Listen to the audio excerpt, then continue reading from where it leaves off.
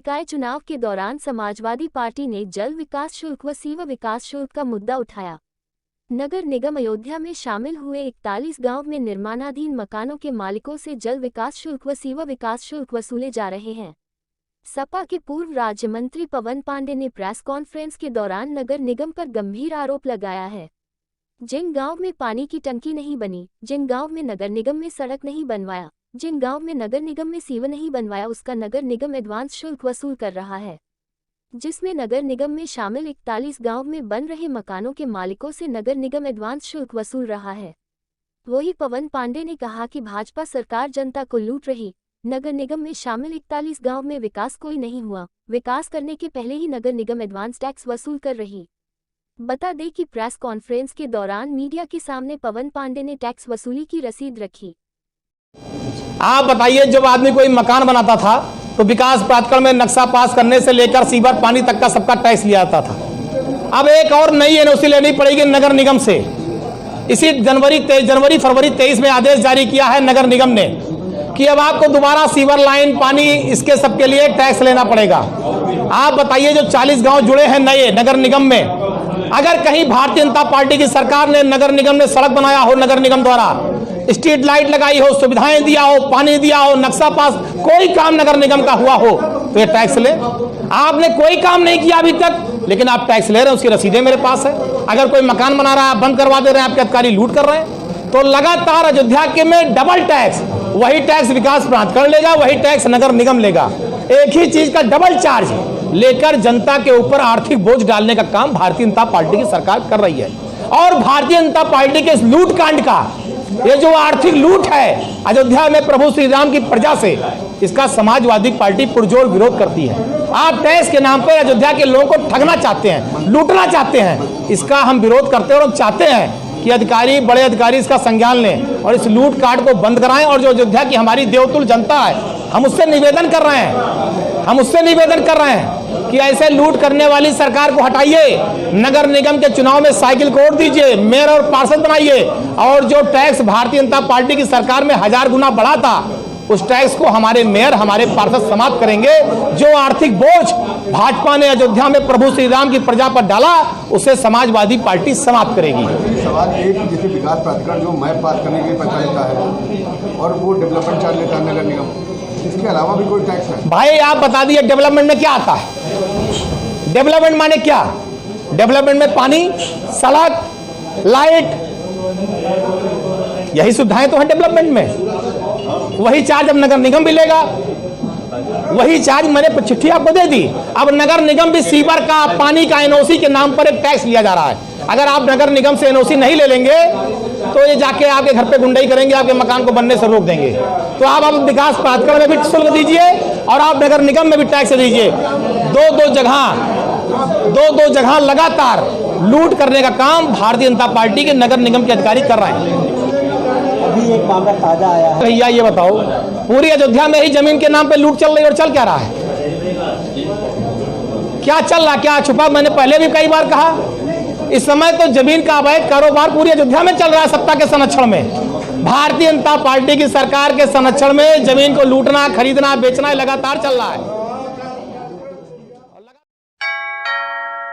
उत्तर प्रदेश के निकाय चुनाव के द्वितीय चरण में चुनाव 11 मई को होना है, जिसको लेकर अयोध्या के सभी प्रत्याशी अपने चुनाव प्रचार में जुट हुए हैं।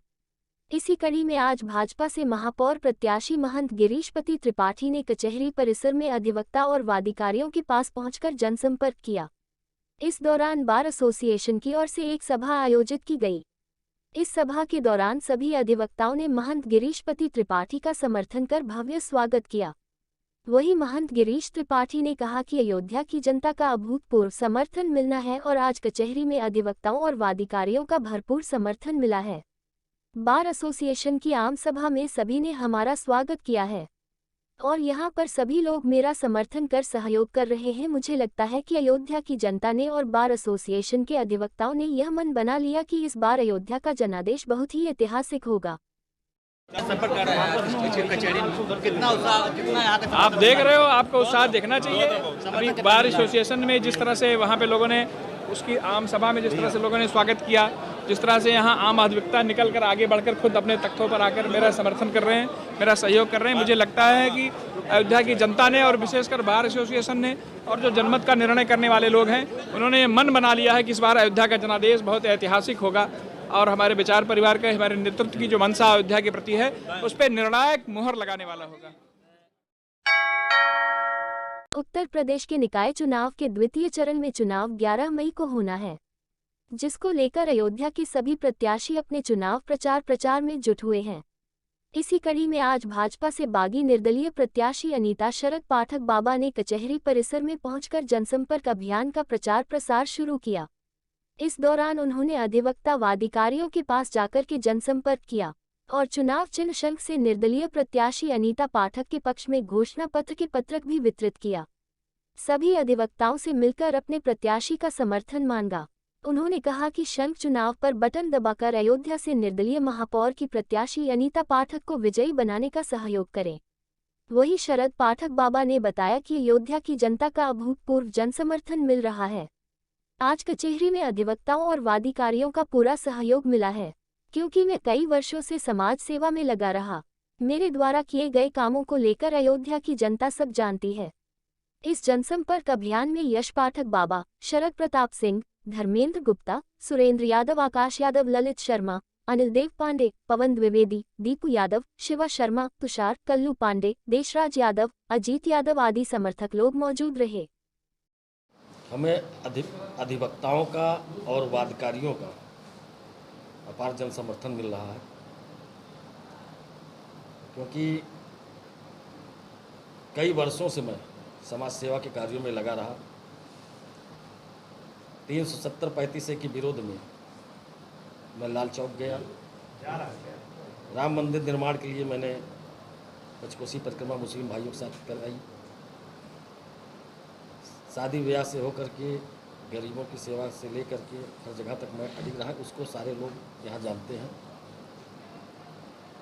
आज जो शहर की दुर्गति, चाहे जलभराव की हो, चाहे रामपथ से या रेडगंज से दर्शन नगर तक हुए टूट से हुई हो,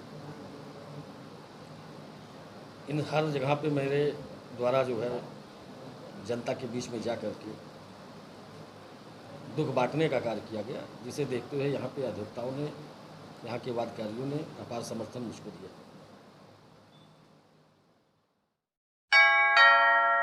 अगर मैं जीता तो राम मनोहर लोहिया वार्ड का होगा उज्जवल भविष्य।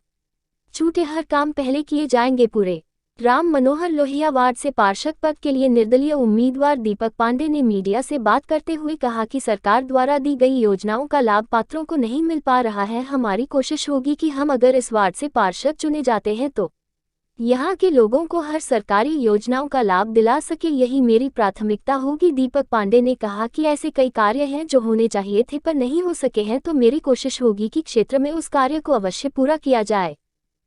सबसे पहले तो मैं आपके चैनल के माध्यम से राम मनोहर लोहिया वार्ड की समस्त देवतुल जनता को प्रणाम करता हूं, और हमारा मुद्दा इस क्षेत्र का विकास और विकास है केवल, क्योंकि मैं विगत कई वर्षों से इस क्षेत्र की सेवा में लगातार लगा हुआ हूं और समाज सेवा को ही मैंने अपने जीवन का उद्देश्य बना रखा है। तो सबसे पहला हमारा कर्तव्य हमारी जन्मभूमि कर्मभूमि के लिए बनता है, तो हम यहीं पर पैदा हुए, तो सबसे पहले हमारा कर्तव्य इसी क्षेत्र के लिए है। तो इस क्षेत्र में किस तरह से लोगों का जीवन बेहतर हो, इस क्षेत्र में साफ़ सफाई की व्यवस्था कैसे बेहतर हो, शिक्षा चिकित्सा की व्यवस्था कैसे बेहतर हो, लोगों को किस तरह से सरकारी योजनाओं का लाभ दिलाया जा सके और उनके जीवन में परिवर्तन लाया जा सके। जो कुछ हमारे भाई, चूँकि समाज में सभी वर्ग के लोग रहते हैं, समाज में सभी तबके के लोग रहते हैं, जो कहीं ना कहीं किन्हीं कारणों से पीछे छूट गए हैं, उनको भी मुख्य धारा में लाकर उनके विकास के लिए चिंतन करना और उनका विकास सुनिश्चित करना, यही हमारा इस चुनाव लड़ने का उद्देश्य है। और हमारा समाज सेवा का भी यही उद्देश्य है, और राजनीति हमारा केवल एक माध्यम है समाज सेवा करने का, और जो मैं विगत वर्षों से करता आ रहा हूँ, आगे भी करता रहूँगा। और मैं राम मनोहर लोहिया वार्ड की देवतुल्य जनता से आग्रह करूँगा कि आप सभी, यह चुनाव दल का नहीं, यह दिल का चुनाव है, तो आप सभी किसी पार्टी के सिंबल को ना देखते हुए, प्रत्याशी को देखते हुए, अगर लगता है कि मैंने इस क्षेत्र की सेवा की है, मैं उपयुक्त प्रत्याशी हूँ इस क्षेत्र के लिए, तो आप सभी मुझे अपना आशीर्वाद दें। मैं आपके चैनल के माध्यम से राम मनोहर लोहिया वार्ड की जनता को यह विश्वास दिलाता हूँ कि यदि आप सभी मुझे अपनी सेवा का अवसर देंगे तो मैं पूरी ऊर्जा के साथ, पूरी गति के साथ आप सभी के क्षेत्रवासियों की सेवा करूँगा, इस क्षेत्र के विकास के लिए प्रतिबद्ध रहूँगा और आप सभी की सारी आशाओं और आकांक्षाओं पर खरा उतरूँगा। पार्षद का जो कार्य होता है वो क्षेत्र में साफ़ सफाई की व्यवस्था सुनिश्चित करे, लोगों को सरकारी योजनाओं का लाभ दिलाए, यही सारे कार्य होते हैं पार्षद के। तो मुझे लगता है कि यह घनी आबादी का क्षेत्र है, यहाँ पर एक अच्छा हेल्थ सेंटर होना चाहिए। तो मैं जीतता हूँ चुनाव, क्षेत्र के लोग मुझे आशीर्वाद देते हैं, तो मैं ज़रूर कोशिश करूँगा कि इस क्षेत्र में एक अच्छा हेल्थ सेंटर हो, सफाई की व्यवस्था सुनिश्चित करूँगा, समय समय पर जो भी साफ़ सफाई की व्यवस्था है वो सुचारू रूप से होती रहे, लोगों को सरकारी योजनाओं का लाभ दिलाने का कार्य करूँगा। और लोगों जो हमारे बेरोजगार युवा हैं, चूँकि पिछले 5 वर्षों में बहुत सारी संविदा पे भर्तियां हुई हैं नगर निगम के माध्यम से और भी विभागों में, जिसमें मुझे लगता है प्रत्यक्ष रूप से पार्षदों का रोल था। लेकिन मैं देख पा रहा हूं कि हमारे क्षेत्र में जो भी पार्षद गण रहे हैं, किसी एक बच्चे को, किसी एक युवा साथी को उन्होंने इन योजनाओं का लाभ नहीं दिलाया, उनको कहीं समायोजित नहीं कराया। तो मेरा ये कार्य होगा कि यदि मैं पार्षद बनता हूँ तो क्षेत्र के हमारे जो युवा साथी हैं उनको मैं किन्हीं विभागों में संविदा के माध्यम से या जो भी जिस तरह की वैकेंसीज होंगी उनको कहीं ना कहीं समायोजित करने का कार्य करूँगा। लोगों को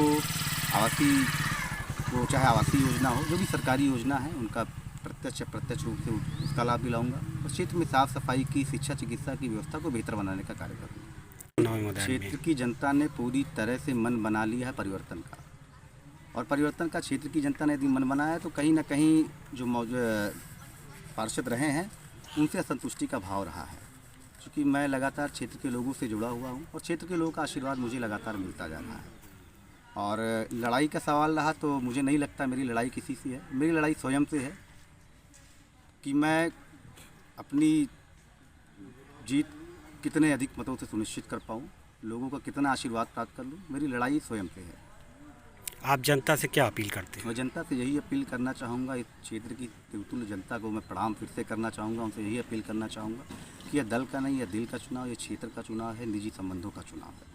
तो आप प्रत्याशी का मूल्यांकन उसके कार्यों पर करिए, व्यक्तिगत संबंधों के आधार पर करिए और मुझे आप लोग एक बार अपनी सेवा का अवसर अवश्य दें। मैं आप सभी को विश्वास दिलाता हूँ कि आप सभी मुझे इस क्षेत्र का पार्षद चुनकर आप सबकी सेवा करने का अवसर प्रदान कर आप सभी कभी निराश नहीं होंगे। मैं आप सभी की सारी आशाओं और आकांक्षाओं पर 100% खरा उतरूँगा। क्या नाम है? मेरा नाम दीपक पांडे है, राम मनोहर लोहिया वार्ड मेरा चुनाव चिन्ह छाता।